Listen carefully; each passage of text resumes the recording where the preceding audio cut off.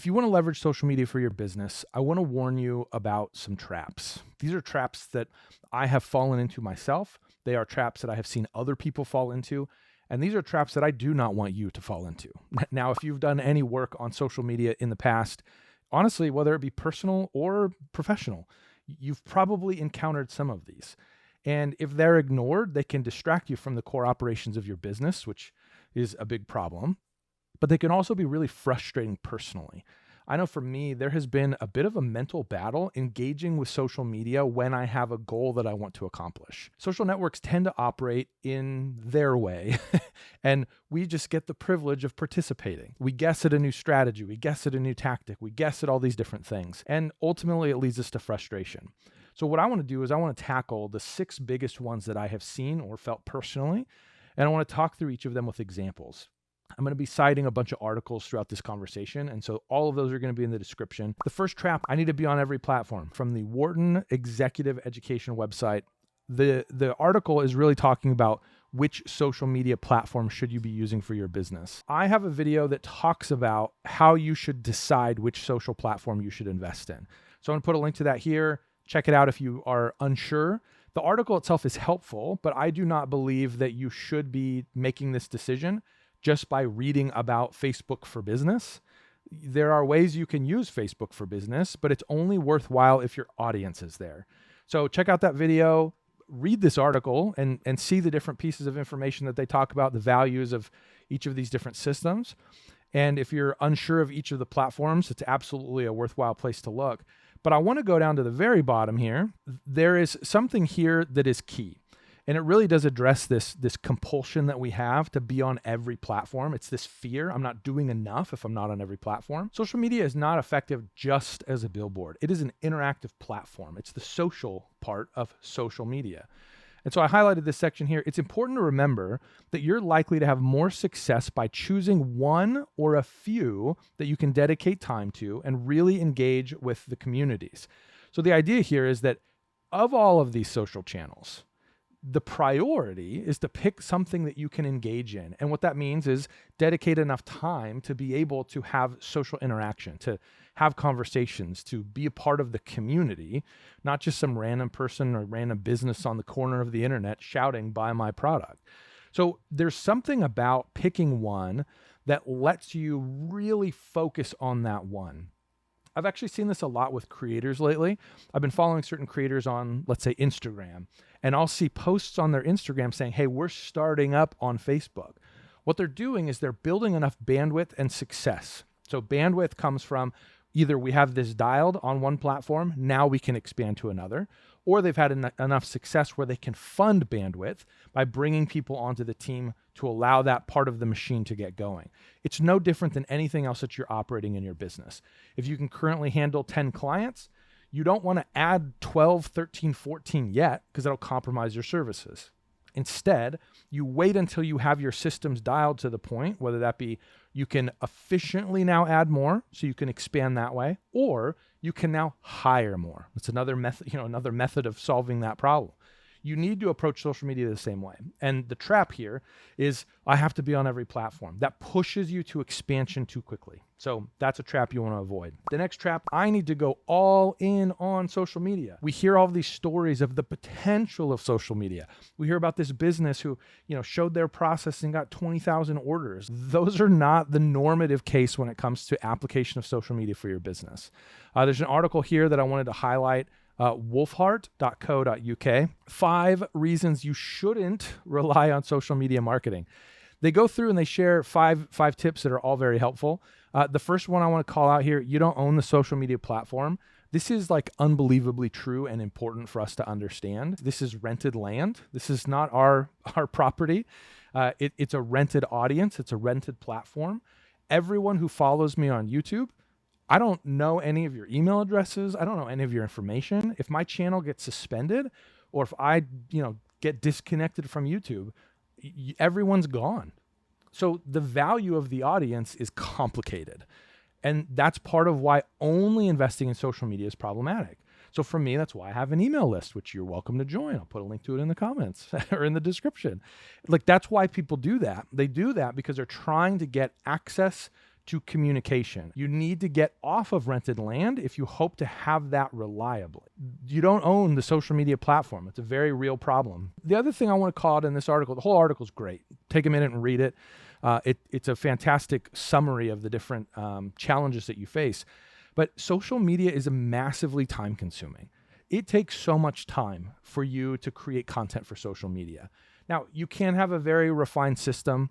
You can streamline the process. You'll get faster over time, but it still takes time. And you have to ask yourself the question, is that better spent investing on social media versus some other platform or some other methodology when it comes to promoting your services? To go all in on social media, only on social media, is both massively time consuming and it's not yours. You don't own the platform. And so I would encourage you to think twice before you make a commitment of that level. The next trap, should I commit to a plan that I can't pull off? It's not a smart decision to go in this hard on social media. When you build a plan on social media, you're going to be very optimistic, but you're going to feel a pressure and a burden to essentially overdo what it is that you can realistically do. A realistic plan is so critical because it means that you'll be able to operate it. If you build a plan that is beyond your capacity, it'll stop and you won't execute it. And no plan is valuable enough where not executing it means anything substantial. So if you get to the point where you're overdoing your planning, if you're building a plan that's so complex that you can't sustain it, it's not going to help your business. It's not going to help anything. It's a waste of time. Let's say that I pitched you a plan. This will be good for your business. It'll cost you 10 grand a month in advertising dollars. Okay, well, if you don't have 10 grand a month that you plan on spending on advertising dollars, it's a hard pass from the beginning, right? This plan is completely out of alignment with what we're able to pull off. Okay, well then how's it different if I say this social media plan will cost you 15 hours a week? If you don't have 15 hours a week, don't agree to the plan. So in that planning phase, as you're building it, be considerate of what it is that you can actually do. And in some cases, the amount of time that you have to invest in social media might rule out social media as a viable pathway forward for you. And that's okay. Don't commit to something just because you believe in the power of social media.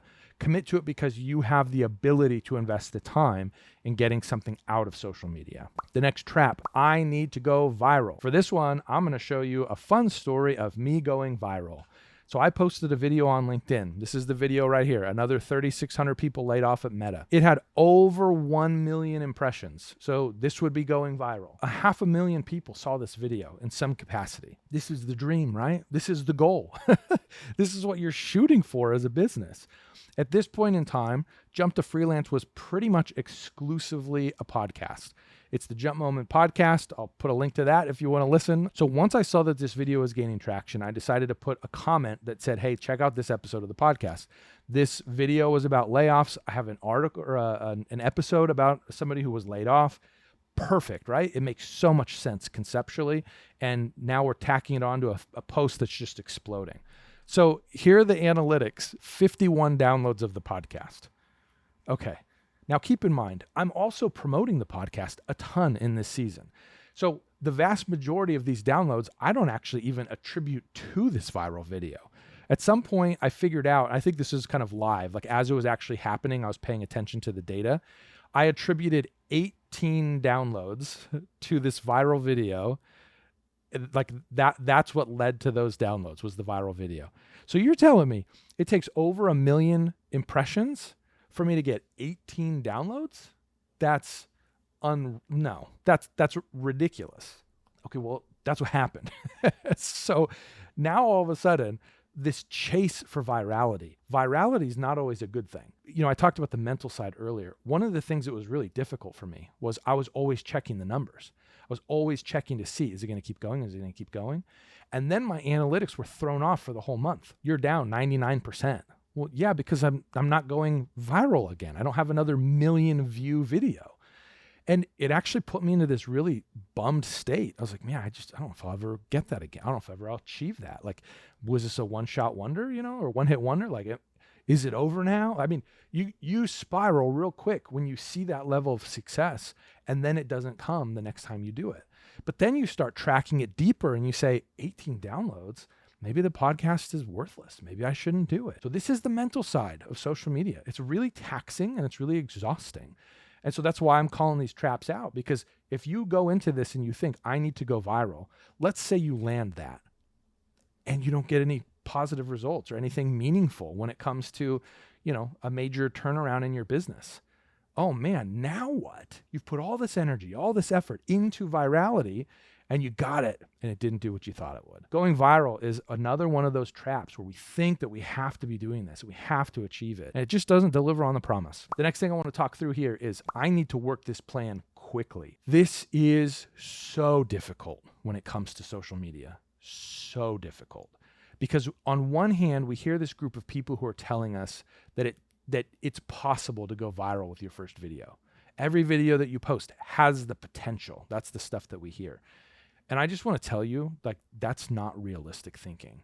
There's an article here by the Divine Solutions Group. This is the average timeframes for social media growth and success. From their experience and data and study and practice, Instagram takes 6 to 18 months before you see growth.